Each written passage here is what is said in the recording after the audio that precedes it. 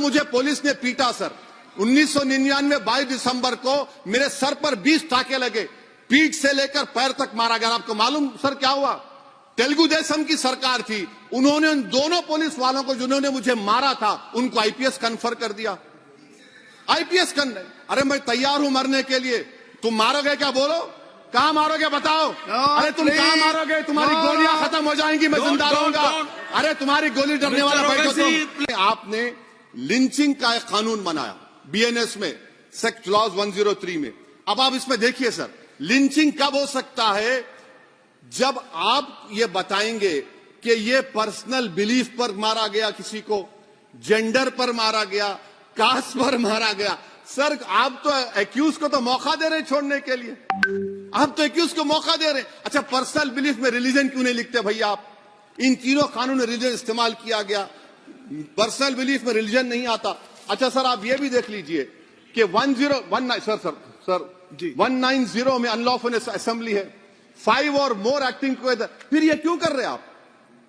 5 मिलकर भी मर्डर करेंगे तो एक 103 भी तो आपने कर दिया। तो इनका यानी ये तो इसका अनलॉफुल एक्टिंग टुगेदर है। अच्छा सर मैं आपको बताना चाहूंगा, आपके ये बीएनएस का 172(2) आप देखिए कि पेटी केसेस में when the occasion is passed, किसका मतलब क्या है? व्हेन द ओकेजन होगा क्या सर? अब आप हम चुनाव लड़ते तो जो हमारा जो पार्टी अपोजिंग रहती वो कहती कि इनके 25 लोगों को 50 लोगों को गिरफ्तार कर लो, गिरफ्तार कर लेते मेरे बूथ के एजेंट्स को। और बोल रहे व्हेन, उसमें आप लिख रहे क्या है? When the occasion is passed, माने पास हो जाएगा पोलिंग के 5 बजे छोड़ देंगे। अरे आप अपना ही हाथ काट रहे हैं अपने आप। याद रखिए आज आप मुस्कुरा रहे हैं, कल यहां पर बैठेंगे कोई और कर देगा काम आपके ऊपर। अच्छा रेप सर, रेप क्या? रेप सिर्फ महिलाओं का होता है, मर्दों का रेप नहीं होता है क्या? आपका प्रोविजन नहीं है क्या? स्टॉकिंग नहीं होती है मर्दों की? अच्छा जस्ट होता है सर, आप हंस रहे हैं, होता है, होता है। आपकी हंसी इस बात का इकरार है कि आप जानते हैं किसका हुआ है। तो justice JS Verma sir, justice JS Verma का जेंडर न्यूट्रल बनाइए।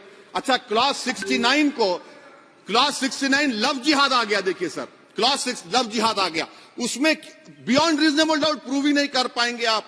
अब उसमें क्या बताना पड़ेगा? सप्रेसिंग आइडेंटिटी, यानी अगर कोई महिला मोनू मानेसर चोमू चंडीगढ़ से इश्क करती है, बाद में उसको मालूम होता है कि वो मानेसर का नहीं है, चंडीगढ़ का नहीं है, तो क्या क्लॉज 69 एक्शन में आएगा?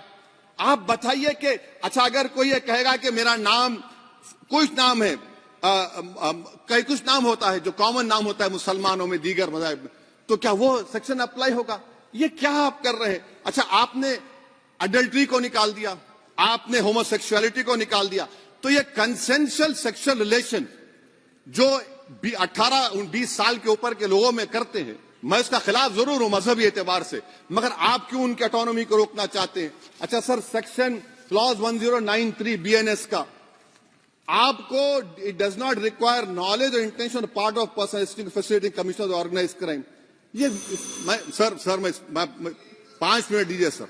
सर बीएनएस का सेडेशन पर देख लीजिए, सेडेशन को आपने दोबारा ला लिया, लफ्ज सेडेशन इस्तेमाल नहीं किया आपने।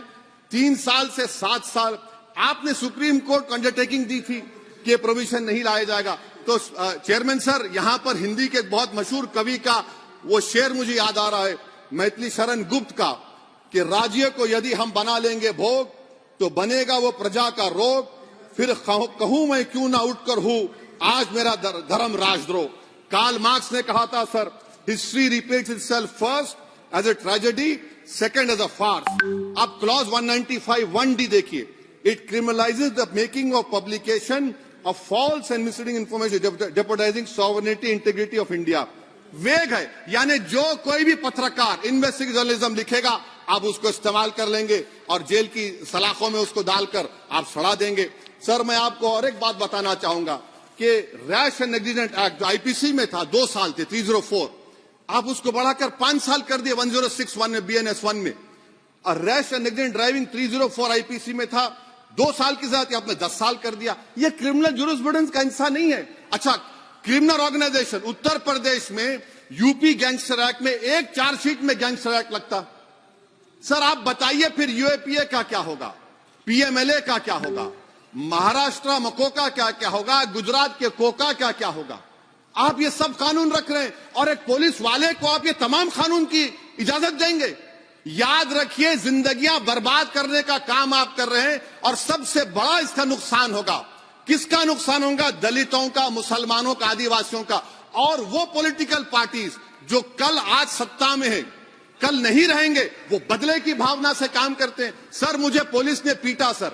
1999 22 दिसंबर को मेरे सर पर 20 टाके लगे, पीठ से लेकर पैर तक मारा गया। आपको मालूम सर क्या हुआ?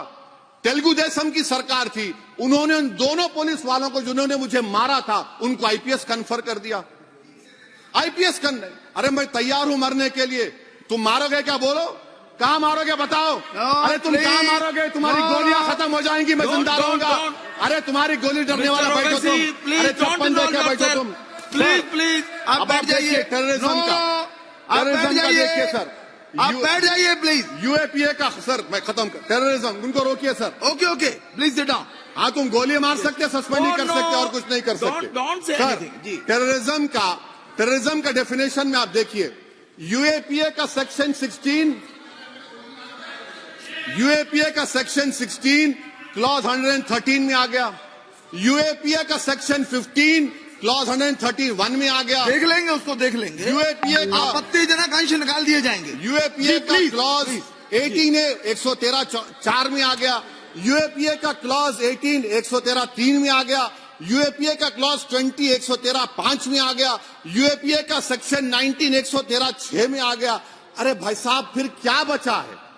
आप यूएपीए से, मकोका से, गुजरात कोका से पीएमएलए सब ला लिए। तो स्पीकर सर, मैं अपनी बात को खत्म करने से पहले मैं उम्मीद कर रहा था कि मैंने वजीर दाखिला का एक स्टेटमेंट सुना था अमित शाह साहब का, कि जब गुजरात के होम मिनिस्टर थे तो उन पर जुल्म किया गया, उनको दबाया गया। मगर हम ये समझ रहे थे कि जिस शख्स पर नाइंसाफी हुई है, जो वो क्लेम कर रहे हैं, तो कम से कम वो दूसरों से नाइंसाफी तो नहीं करेंगे। आप क्या कर रहे हैं? अरे ऐसे हजारों लोग हैं जिन पर जुल्म हो रहा है, ना उनके पास दलील है, ना उनके पास वकील है, ना उनके पास आजादी है। तो ये तीन सर मैं आखिर एक लव ये तीनों कवानीन हमारे मुल्क की जमहूरियत के लिए, इन गरीब तबकात के लिए नुकसानदेह साबित होगा। और ये सरकार को मैं चार्ज दे रहा हूं, आप चेक रिपब्लिक में निखिल गुप्ता बैठा है, लेके आओ ना उसको। कुलभूषण यादव पाकिस्तान में बैठा है, लेके आओ ना। कतर में हमारे फौजी बैठे, लेके आओ ना उनको। अरे कहां तुम्हारी देशभक्ति है? अरे निखिल गुप्ता को लाओ, इस कानून में इस्तेमाल करो। मगर वो नहीं बोलेंगे। मैं